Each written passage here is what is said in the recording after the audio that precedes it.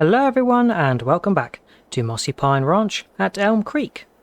We have reached episode number 36 and are now in November. You would have seen that we had a busy evening forage wagoning all the grass that we mowed last time. That is all sorted now, and we transported that into the fermenting silo that we can see in the distance. And yeah, I'm afraid the trees are having a bit of a glitch this morning, but that's alright. But yeah, that grass fermented in the silo, and we've got over 100,000 litres now that's turned into silage.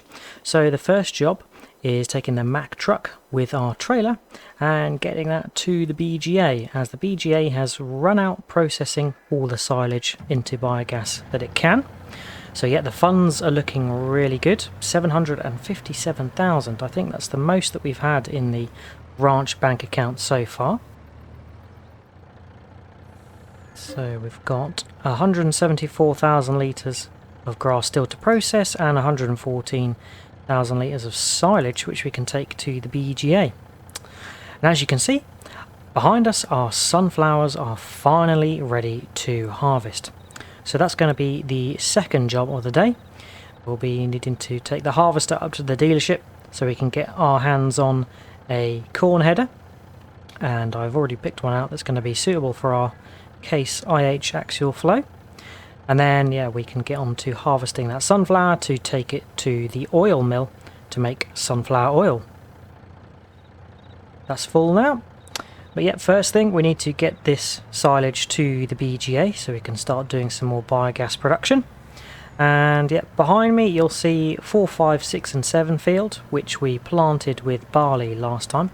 We did a quick sort of field flip to get that all changed around. We limed it, and then we used our new seed drill, the Horsch, to sort of cultivate, drill and fertilise at the same time. Oh yes, and we also digestate spread to get our primary and secondary level of fertiliser. Just hurtling down the road, and yeah, nearly at the BGA with our 83,000 litres. This backed up, so unloading. Excellent, so that's all in there, and we can set the BGA processing again. So 83,000 litres, and thanks to all our silage we've now got 191,000 litres of digestate. But we can activate that and then head on back to the ranch. Just heading past the bakery, and all of our bread has now completed baking. All the flour is gone, so yeah, we've made the maximum amount of bread, and it's good timing because the best sell time is next month, December. Yeah, these productions are really lucrative, and yeah, the silage and biogas seems to have been the most lucrative for the ranch so far. Back at the yard, and yeah, my sunflowers have turned a rather dark brown colour, which means they're ready to harvest. And I think what we're going to do is give the trailer a bit of a wash. We don't really wash it between using it for silage and then carrying our crops, so yeah, needs a bit of a rinse. That's much better.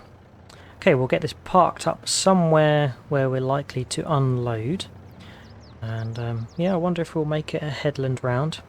We'll have to see. Right, it's probably best I park it somewhere halfway round, and then got the option to unload it into this and unload it into the silo at the bottom.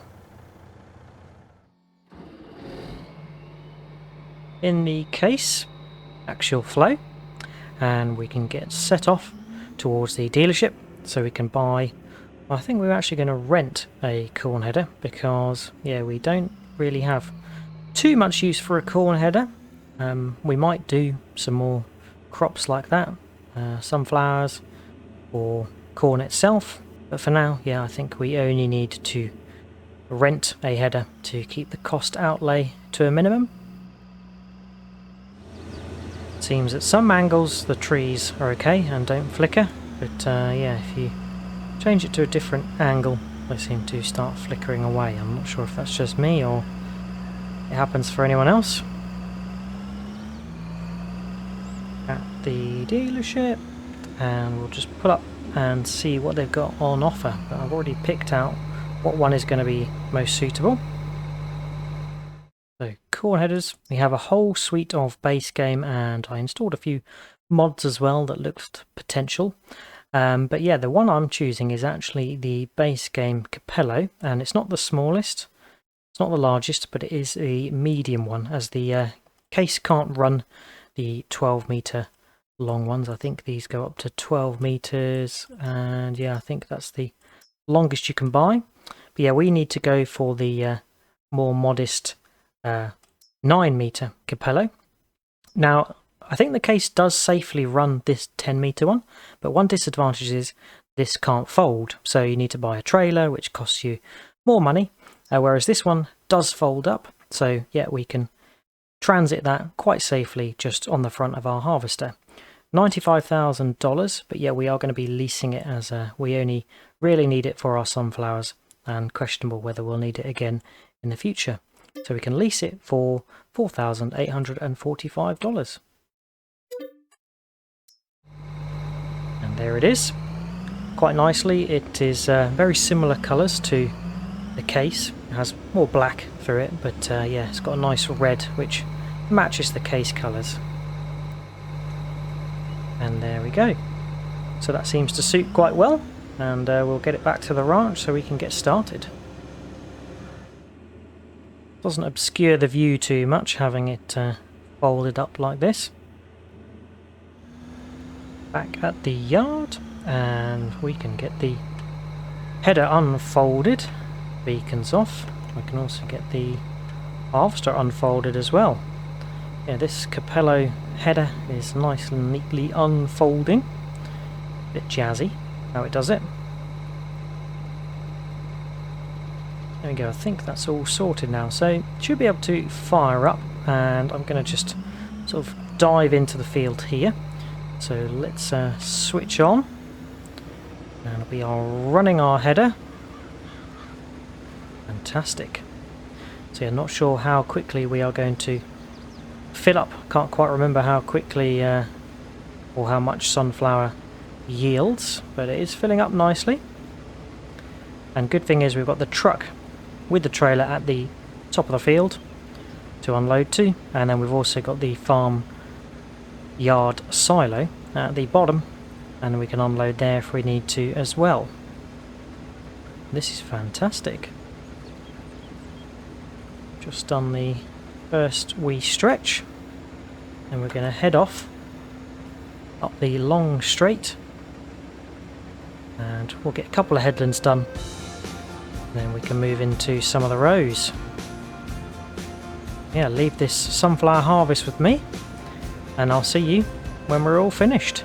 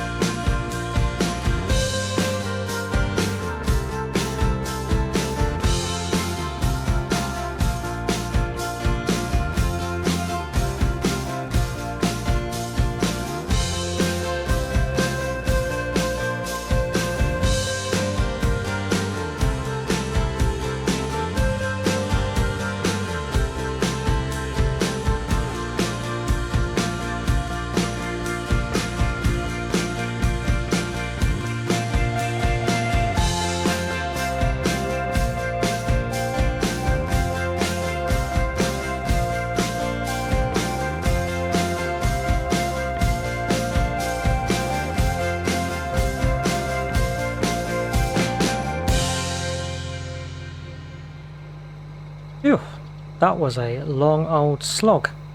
And 99.9% is harvested. A couple of tiny little slithers that I missed whilst I was in cockpit view. Does seem to throw me sometimes, which is always good fun. But yeah, that harvest did take quite a while. I think that was the longest harvest that we've had to do at Mossy Pine, and it's because we had a less width on our corn header than we are used to with our grain header. I think we had the 45-foot draper, and then this is just the 9-metre Costello. But still a very good header, and despite it being a very big field, I think we managed to get it done in a reasonable amount of time. Plenty of near full loads into either the trailer or the silo. I think we did around 3 loads into the silo, and then probably 4 or 5 into the trailer, but I always lose count as we go. But we can get the header folded up, the pipe out, and have these last 31 litres of sunflower seeds going in to the silo. Brilliant. And then I think what we'll do is we'll just deposit the header off over here. The dealership are going to come pick it up later, so that's pretty handy. Dropped off. And as that's the last harvest of the season, it's only right that we get our case axial flow nicely serviced and washed.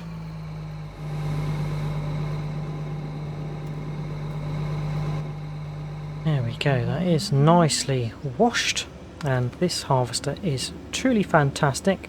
It's transformed the ranch for us, allowing us to harvest more and faster, which is really good.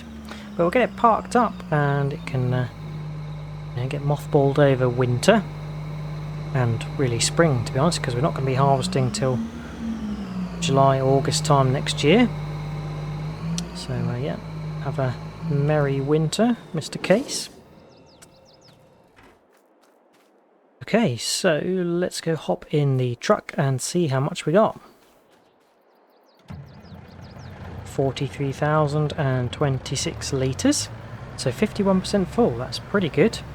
Let's head over to the silo and see just how much we've got in total.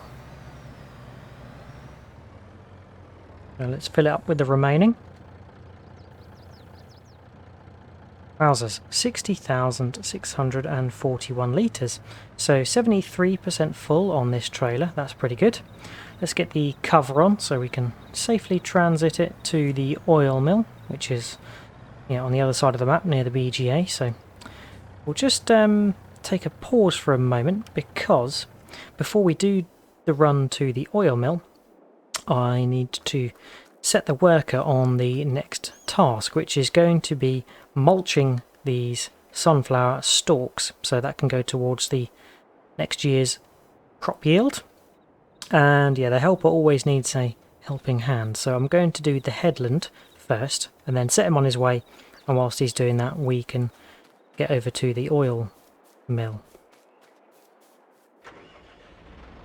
John Deere is the tractor of choice for the mulching, because it's got this lovely colour coordinated John Deere mulcher.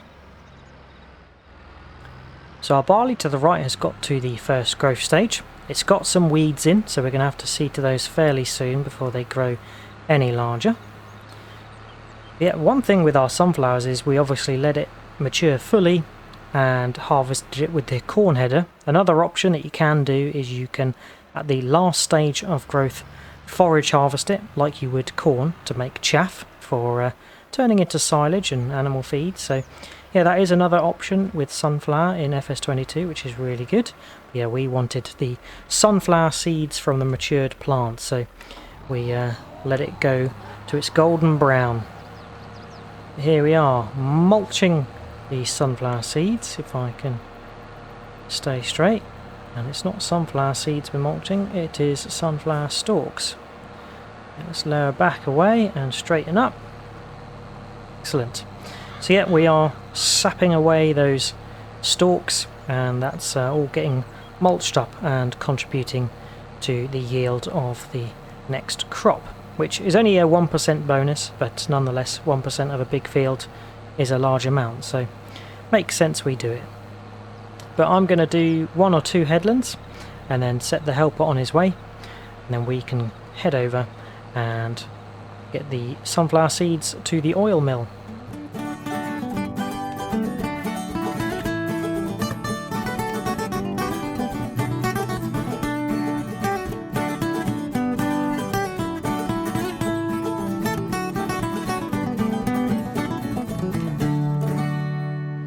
Helper is away, and we can leave them to do the straight edge on this side. That's fine. It's really the top and bottom where they need more turning space because of the yard and the road at the top. We don't want any accidents.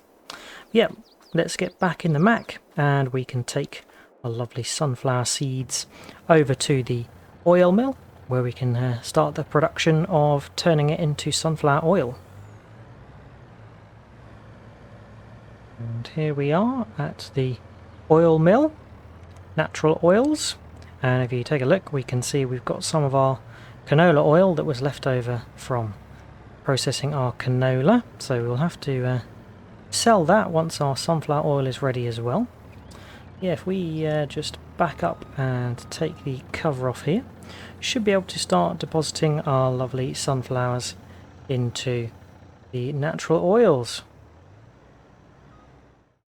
So taking a look at the oil mill, we have now got 60,000 litres of sunflowers in there. We don't have any canola or olives, but we do have some canola oil left over, plus around 2,000 litres that we saw in pallets in the sort of storage area. So we can activate this now for sunflower oil production, and that is going to turn 2 sunflower into 1 sunflower oil, and it's going to do 4,800 cycles per month. So yeah, it should make 4,800 litres per month, which is per day in our case. Now if we look at the price of sunflowers, they sell at the best price in February, or in October and March as well, for around 2,500, whereas sunflower oil can sell in February for up to $6,378 into March as well. So yeah, we really want to process as much as possible before March. We've got December, January, February and March to process as much as possible. Hopefully we can get through all 60,000 litres. I don't think that works out quite with the maths, so if we've got 4,800 cycles per day and around 4 months to process, by the time March comes around we should have processed around 19,000 litres. So that's not the full 60,000, but at least we can sell a wodge in March. Also coming up for sale is our bread that's all ready, and in December yet we can get $5,280. So yeah, that'll be sold next time in December. We've got quite a lot of honey stored up as well, and come March time we'll need to sell that when the price is optimum in March. And similar for fabric, we've got some that's been produced at the spinnery, which come April time we can sell. We probably can process some more wool by the time April comes around. Fantastic. Right, on the way back to the ranch I'm going to stop at the dealership because there's one thing I want to try for this afternoon's job. I've just sent a helper to drive the truck back to the ranch, and I'm stopping at the dealership because there's an interesting mod that's come up, which is a sprayer, and that can do our herbicide job in field 4, 5 and 6 where our barley is, and I just wanted to give it a try. So it's under crop protection vehicles, and it is the Massey Ferguson 185 sprayer. It's $40,000, but I think you'll agree that it looks pretty quirky.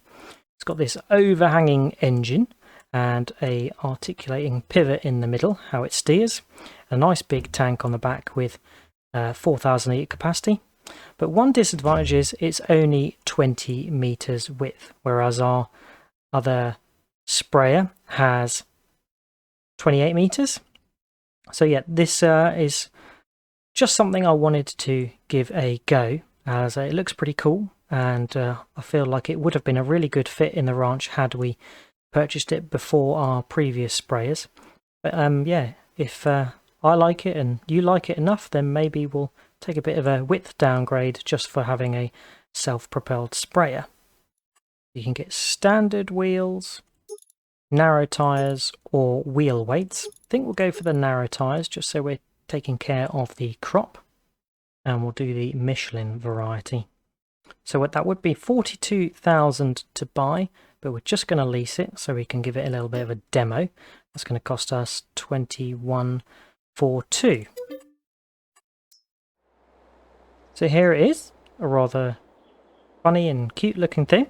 We'll hop in and fire up.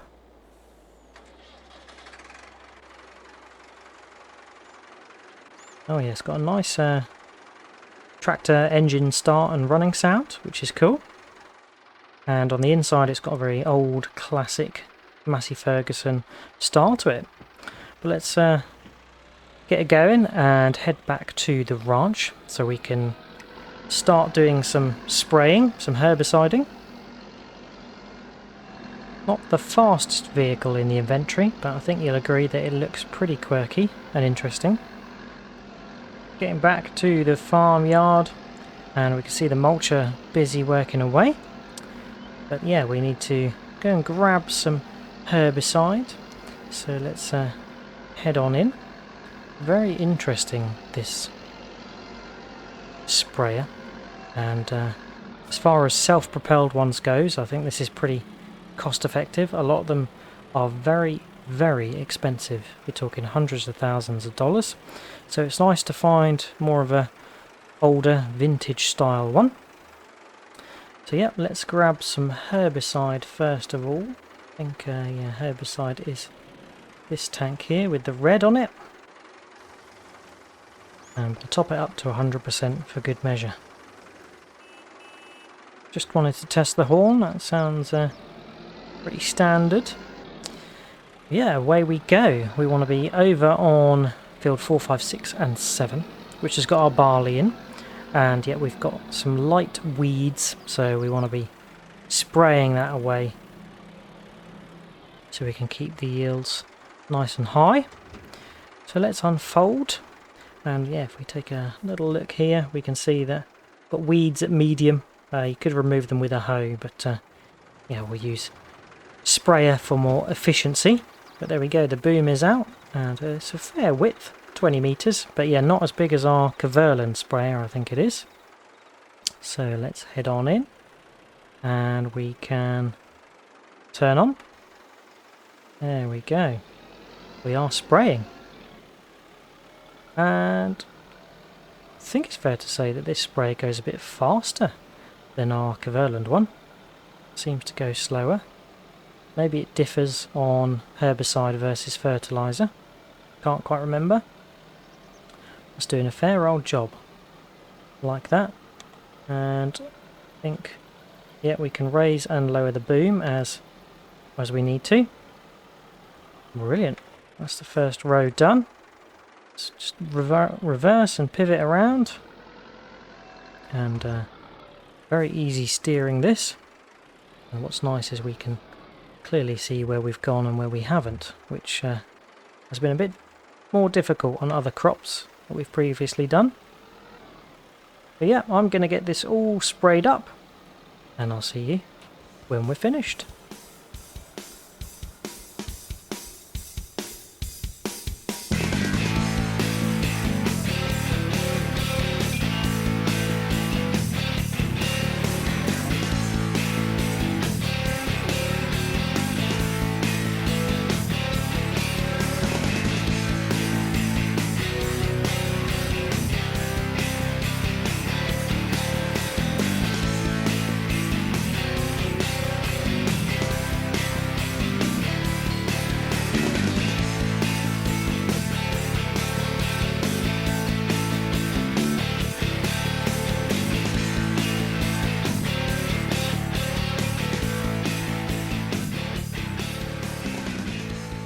That's done, so we can fold it away. Wow, what a fantastic little sprayer. I didn't do the greatest job. Admittedly, I was all over the place there, ballsing it up, as per usual. Just trying to get the good angles. But yeah, it's a very flexible, manoeuvrable, self-propelled sprayer. I really do like it. So we'll take a little look at our other sprayer that we've got. The other sprayer is 28 meters, and this is only 20. But yeah, for some reason I just quite like this self-propelled sprayer.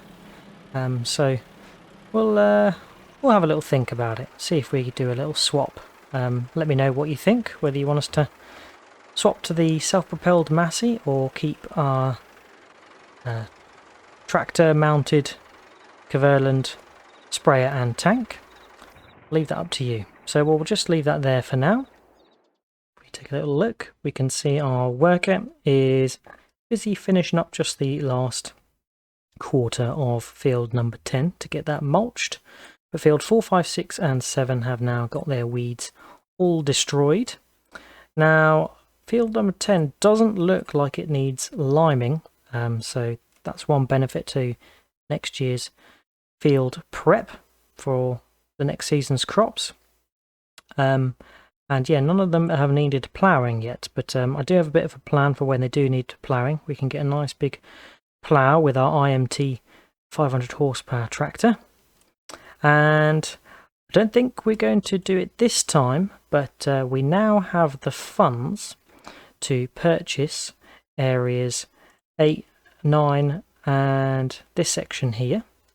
So it's 727,000 and we've got 767. I don't want to clear us out, so I'm going to wait for us to sell some produce in December. And I'd also like to see what the plan is with that field and the crops.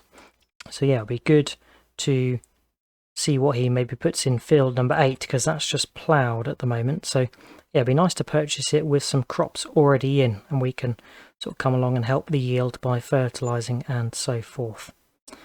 So yeah, that's the plan. Got our sunflowers all harvested, and that's now processing at the oil mill. We've got a nice load of silage to the BGA that's been trickling in throughout the day, and we've got quite a bit left to process. Yeah, 154,000 litres of grass and 51,000 litres of silage already, so could probably take another load between now and next time. But yeah, the ranch is really coming together. Got our barley all herbicided, so the weeds are now dead, and I don't think we need to touch this field until harvest time. So that is mulched and fully fertilized. And one thing that also was a benefit of our seed drill is I have installed a mod which I think is called seedbed reconsolidation, which basically means when you have a appropriate seed drill, it does the work of a roller for you. And of course our seed drill has got these lovely big wheels built onto them, so yeah, it minimises the need to come and roll afterwards, which a lot of seed drills and planters have built in already. So that is awesome. But yes, that is it for today. I hope you have enjoyed watching. If you have, then remember to drop a like, and if you've got any tips, tricks or things you'd like me to do, then feel free to leave a comment. All there's left to say is, hope to see you again next time, and until then, catch you later. Cheers all. Bye bye.